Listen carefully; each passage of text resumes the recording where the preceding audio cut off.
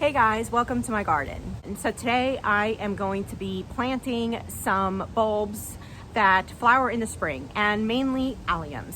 As some of you may know, I have problems with deer, and alliums are pretty deer resistant, as well as daffodils. But I already have some daffodils in my garden, so what I wanted to add was more alliums and some spring flowering alliums, because I do have also millennium alliums, which are different. So the first one I got is the Drumstick allium. A bag of them were 20 bulbs for $5, and they're very small bulbs, so they don't go very deep in the ground. And I like the shape of them. They're a little different than the millennium alliums, which are very round. I think they would look really pretty. The next variety I got is the Purple Sensation allium. This allium I actually have in the garden bed, but that bed, we recently had some work done. A big tree was taken out, so a lot of the soil was disturbed, and I'm not sure whether or not the bulbs got displaced. So anyway, I'm going to add some more. I bought 2 bags of these, and that's only 10 bulbs, but I think that should be enough to get started. Maybe in the future I'll add a few more. We'll see how it goes in that bed. Not quite sure how much sun it's going to get. So the last ones that I had there did grow with the amount of sun it was getting. So I think these might do okay as well. And then the other allium I got is the Giganteum. Now, I don't know if I'm pronouncing that right, but these are the big giant alliums. I only bought 1 bag of these.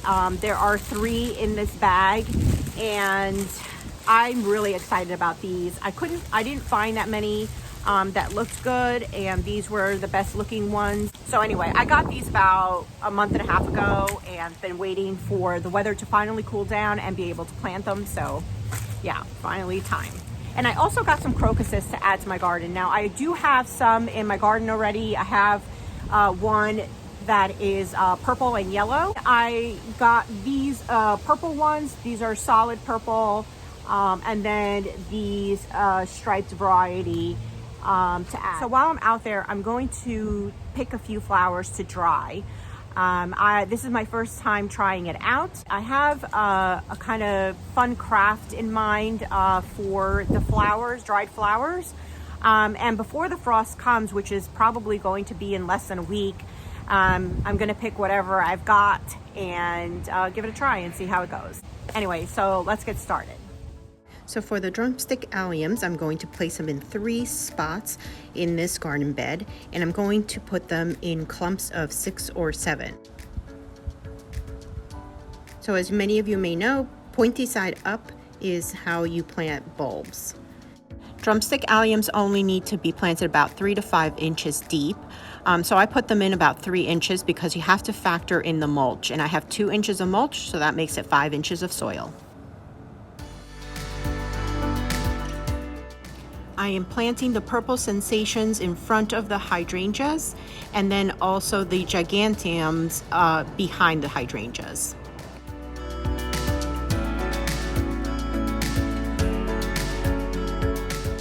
The Giganteum bulbs are very large, so those need to be planted 6 to 8 inches deep. Again, I do have to factor in the mulch. In this area, the mulch wasn't as heavy, so I did plant it a little deeper. The Purple Sensation alliums need to be planted at 4 to 6 inches deep. One of the bags gypped me, and I only got very small bulbs, so I put them in a trench. Hopefully they'll grow and get bigger over time. The crocuses, I plan to put some in the grass and some in the bed. For the ones that I'm putting in the grass, I just lift some of the sod, and then I put a few of them in that hole. So I put about 3 in each hole.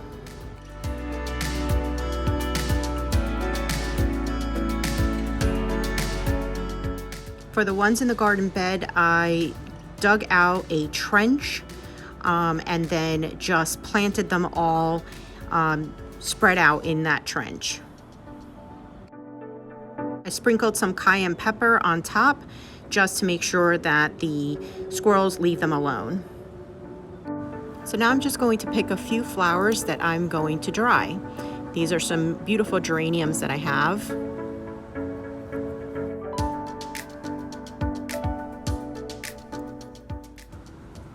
I also wanted to try out some snapdragons and give the salvia a try as well. I had some calendulas left and also some lavender. This hydrangea was just looking too beautiful not to pick.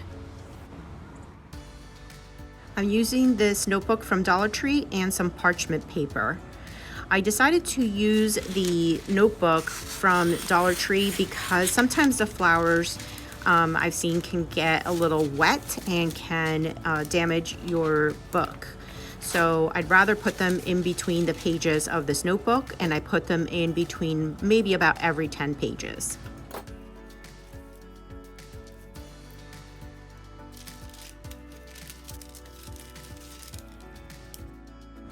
So I just repeated that process and put more flowers in between each parchment paper and in between each 10 pages.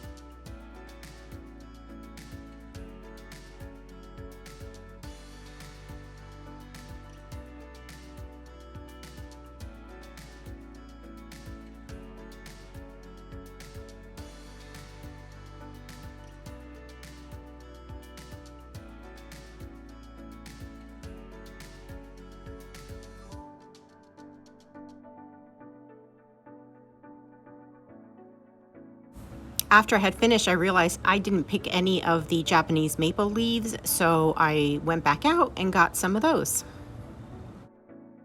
I also noticed that the pages were getting wet, so I added some paper towels both to the front and the back of each of the parchment papers to absorb the moisture. You're all done. Now you want to put weight on your book and in between the flowers, so that way they will dry up, which will take about 4 weeks. You could also put a nice brick on top to help with that weight. So as always, don't forget to hit that like button and subscribe, and I'll see you next time. Bye.